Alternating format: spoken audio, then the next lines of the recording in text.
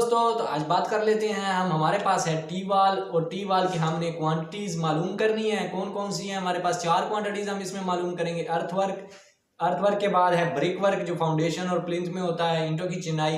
और थर्ड पे है कंक्रीट वर्क जो पीसीसी फ्राहम किया जाता है। और फोर्थ पे है डीपीसी जो प्लिंथ लेवल पे फ्राहम की जाती है।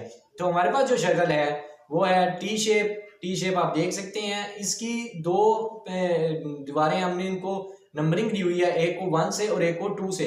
जो बड़ी है उसको हमेशा 1 दी जाती है, तो हम बड़ी वाली को 1 दे लिया, हमने मार्क कर लिया। और सेकंड वाली को हमने 2 मार्क कर लिया है। और इनकी लंबाइयां 1 की जो है 6 मीटर है और सेकंड वन की जो है वो 4 मीटर है। अब इसकी जो है क्रॉस सेक्शन अगर देखें तो क्रॉस सेक्शन में इसकी तमाम जो है पैमाइशें आपको नजर आ रही हैं। तो इनको हल करने के लिए इनकी क्वांटिटीज मालूम करनी है हमने। ये 4 जो एटम्स दी हुई हैं ये इनकी, और इसके लिए हमने बनाना है एक टेबल, और टेबल में हम इसको हल करेंगे। तो टेबल यहाँ पे अब आ चुका है। अब यहाँ पे मैं आपको बता दूं, सबसे पहले हम करेंगे इसकी एक्सकैवेशन, खुदाई वाल नंबर 1 की। ठीक है, पहले इसकी करेंगे फिर सेकंड की 1 बाय 1। तो फर्स्ट की करेंगे। इसमें एक वाल है हमारे पास, एक ही है, सिंगल है ये, तो एक है। अब यहाँ पे इसकी लंबाई कैसे मालूम की? वही कल वाला तरीका जो स्ट्रेट वाल में बताया था आपको। तो ये 70 में से जब आप 40 माइनस करेंगे आपके पास 30 आ गया। तो 30 को जब आपने कन्वर्ट कर देना मीटरों में 0.30, और 0.30 को 70 को आपने 70 जो है इसमें से आपने 30 माइनस करना है, 40 नहीं, सॉरी, ये क्योंकि दीवार की चौड़ाई जो होती है वो माइनस की जाती है। तो 30 माइनस करेंगे आपके पास 40 आ जाएगा। और 40 जो है यहाँ पे प्लस हो जाएगा 6 मीटर के साथ, 40 सेंटीमीटर आएगा। जब मीटरों में कन्वर्ट करेंगे तो आपके पास 0.40 आ जाएगा, जो कि आपने यहाँ पे प्लस कर देना है। अब इसके बाद है ब्रेड्थ, और ब्रेड्थ जो है वो मैंने आपको बताया था कि पीसीसी के बराबर ली जाती है खुदाई की भी, एक्सकैवेशन की। तो पीसीसी की कितनी है ब्रेड्थ? 70। तो यहाँ पे हम मीटरों में लिख देंगे इसको कन्वर्ट करके। अब इसकी जो हाइट है, हाइट जो एक्सकैवेशन की खुदाई करते हैं हम, एक्सकैवेशन करते हैं हम ग्राउंड लेवल से लेके नीचे तक। तो ग्राउंड लेवल से नीचे तक पैमाइशें कर लें तो 20 + 30 कितना हो गया? 50। 50 को कन्वर्ट करिए मीटरों में तो हमारे पास 0.50 यहाँ पे आ गया। अब क्या करना है? अब इन चारों को आपने मल्टीप्लाई कर देना। मल्टीप्लाई करने के बाद आपके पास 2.24 क्वांटिटी इसकी आ जाएगी।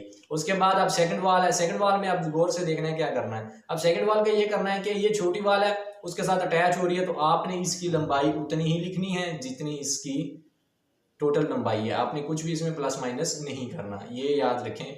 4 है, 4 मीटर है, तो 4 की 4 ही आपने लिख देनी है। क्योंकि इसके जो नीचे वाले स्टेप्स थे, ये जो स्टेप्स हैं इनका जो हिस्सा हमने शामिल करना था वो इसके साथ हमने शामिल करके काउंट कर लिया हुआ है, तो इसलिए आपने सिर्फ यही लिखनी है। अब आ गया ब्रेड्थ। तो ब्रेड्थ उसी तरह ये वाल के उसकी पीसीसी के बराबर 70 आ गई। हाइट उसी तरह ये ग्राउंड लेवल से नीचे तक। तो अब इन चारों को मल्टीप्लाई कर लें। इन चारों को मल्टीप्लाई करने के बाद आपके पास 1.40 आएगा, 1.40। और इसके बाद आप ये दोनों प्लस कर दें तो आपके पास ये टोटल 3.64 आ जाएगा। अब आगे सेकंड पे पीसीसी हम अब ये फाइंड करेंगे। वाल नंबर 1 की पहले फाइंड कर लें। तो तरीका मैंने आपको बताया था कि अगर जब हम पीसीसी मालूम करते हैं कि ये जो नीचे ब्लॉक होता है कंक्रीट का, तो कंक्रीट का ब्लॉक मालूम करने के लिए आपने करना क्या होता है कि वही जो है एक्सकैवेशन की ही लेंथ ब्रेड्थ लिखनी होती है। तो मैंने इसी तरह ही यहाँ पे जो है लेंथ और ब्रेड्थ जो है वो एक्सकैवेशन वाली ही लिख दी है, जो कि ये लिखी हुई है। तो यही बिल्कुल उसी तरह लिख देनी है। अब हाइट इसकी डिफरेंट हो जाती है, क्योंकि आप ये हाइट इसकी देखें तो पीसीसी की हाइट हमारे पास 30 है, तो 30 को कन्वर्ट करके मीटर में हम यहाँ पे लिख देंगे। उसके बाद इन चारों को मल्टीप्लाई करते हैं, और मल्टीप्लाई करने के बाद आपके पास ये जवाब जो है आ जाएगा, क्वांटिटी आ जाएगी। फिर सेकंड वाल में भी उसी तरह जो है लेंथ ब्रेड्थ एक्सकैवेशन वाली ही लिख देनी है।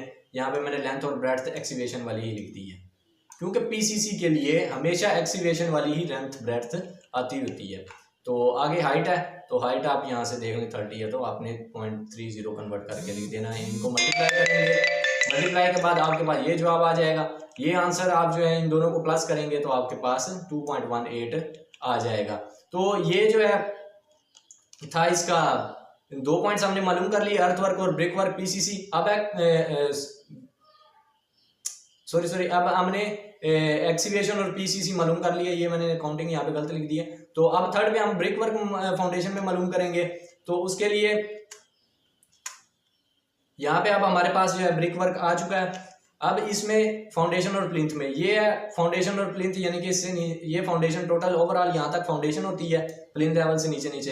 तो प्लिंथ लेवल एक लेवल होता है, एक निशान होता है, और फाउंडेशन ये मुकम्मल गहराई होती है। तो यहाँ पे ये चीज़ शो की गई है। तो अब इसको मालूम करने के लिए वॉल नंबर 1 पहले हम इसकी मालूम करेंगे। वॉल नंबर 1 का फर्स्ट स्टेप पहले मालूम करेंगे, क्योंकि ब्रिक वर्क सिर्फ यही है, नीचे तो पीसीसी है, कंक्रीट है वो, तो यहाँ पे ब्रिक वर्क है। तो मालूम करने का तरीका मैंने कल भी आपको बताया था। 70 में से आपने 50 को माइनस करना है, तो आपके पास आ जाएगा 20, और 20 जो है आपने 0.20, तो 0.20 आपने इसमें से जो है वो जो पहले हमने मालूम की थी 6.40 एक्सीवेशन जो हमने पहले मालूम की थी 6.40, उसमें से माइनस कर देना है 0.20। तो 6.40 में से जब आप 6.4 से जब आप 0.2 माइनस करेंगे तो 6.2 आ जाएगा। यानी कि एक्सीवेशन जो हमने की थी, एक्सीवेशन की जो कुल लंबाई आई थी पहले हमारे पास 6.4, तो उसमें से आपने 0.20 माइनस कर देना, आपको ये आ जाएगा। ब्रेड्थ और हाइट जो है वो ये होती है, ये ब्रेड्थ होती है ये इतनी, तो ये 50 है हमारे पास, और ये हाइट होती है तो ये 20 है हमारे पास। तो ये 50 और 20 कन्वर्ट करके लिखे गए हैं, इनको मल्टीप्लाई करेंगे आपके पास क्वांटिटी आ जाएगी। फिर है सेकंड स्टेप, अब ये ऊपर वाला, अब इसके लिए भी यहाँ से 70 टोटल ब्रेड्थ, तो ब्रेड्थ टोटल में से 40 माइनस किया 30 आ गया। 30 को जो है आपने अब एक्सीवेशन की जो कुल लंबाई थी उसमें से माइनस कर देना है। तो एक्सीवेशन की हमारे पास 6.4 थी, 6.4 में से 0.3 जब माइनस करेंगे तो 6.1 आ जाएगा, जो कि हमने यहाँ पे लिख दिया हुआ है। आगे ब्रेड्थ हाइट है, वो उसी तरह ब्रेड्थ हाइट, ये इसकी ब्रेड्थ लिखी हुई है और ये इसकी हाइट है, तो ये यहाँ पे ब्रेड्थ और हाइट हमने लिख दी है। मल्टीप्लाई करने से आपके पास इसकी क्वांटिटी आ जाएगी। अब है वॉल नंबर 2, अब इसकी क्वांटिटी किस तरह मालूम करेंगे स्टेप्स की। इसमें आपने करना क्या है कि उसी तरह इसकी जो है आपने लिख देनी है।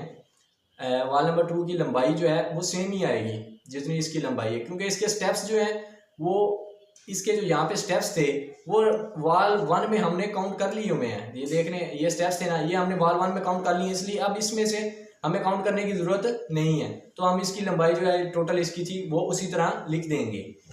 आगे ब्रेड्थ है, तो ब्रेड्थ के लिए ये ब्रेड्थ लिखी हुई है 50, हाइट ये 20 लिखी हुई है, तो 50 20 आप यहाँ पे लिख के मल्टीप्लाई करेंगे तीनों को, आपके पास जवाब आ जाएगा। फिर सेकंड स्टेप का भी इसी तरह ही है, आपने जो है उसी तरह जो है उसकी टोटल लंबाई लिख देनी है, जो है थी 4 मीटर टोटल लेंथ, तो आपने टोटल लेंथ उसी तरह लिख देनी है। और ये अब आगे ब्रेड्थ हाइट ये आपके पास लिखी हुई है 40 और 60, तो आपने ये ब्रेड्थ हाइट यहाँ पे लिख देनी है। मल्टीप्लाई करने के बाद तीनों को आपके पास क्वांटिटी आ जाएगी। ये 4 क्वांटिटीज आएंगी, इनको प्लस करते हैं, आपके पास 3.44 जो है मीटर क्यूब में टोटल आ जाएगा इसका आंसर।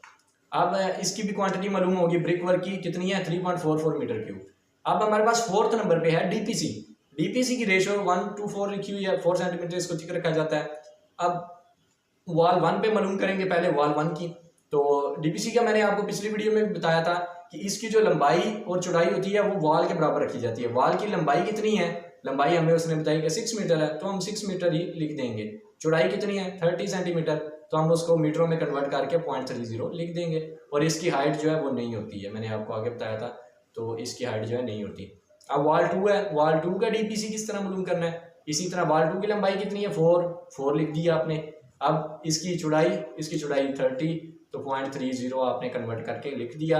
हाइट इसकी चूंकि नहीं होती, तो अब आप इनको मल्टीप्लाई करके इनकी क्वांटिटीज़ निकाल लें। क्वांटिटीज़ आ गई इनकी, तो इन दोनों को प्लस करने के बाद आपका 3.00 मीटर स्क्वायर आता है। यहाँ पे गलती से क्यूब लिखा गया क्योंकि ये दो क्वांटिटीज़ हैं, तो 2 क्वांटिटीज़ को मल्टीप्लाई करने के बाद आपके पास स्क्वायर आता होता है, तो ये 3 जो है गलती से लिखा गया है, तो मीटर क्यूब यानी कि तो मीटर स्क्वायर यहाँ पे आता है। ये 4 चीज़ें जो है हमने आज की वीडियो में मालूम करनी थी, जो मालूम करनी है। उम्मीद करता हूँ आपको समझ आ गई होगी। अगर किसी चीज़ की आपको समझ ना आए तो आप हमसे कमेंट में पूछ लिया करें, हम आपको बता देंगे। तो अगर वीडियो पसंद आई है तो वीडियो को लाजमी लाइक कर दें, वीडियो को शेयर कर दें, और जो है हमारे चैनल को सब्सक्राइब करना मत भूलें। वीडियो देखने का शुक्रिया, अल्लाह हाफिज़।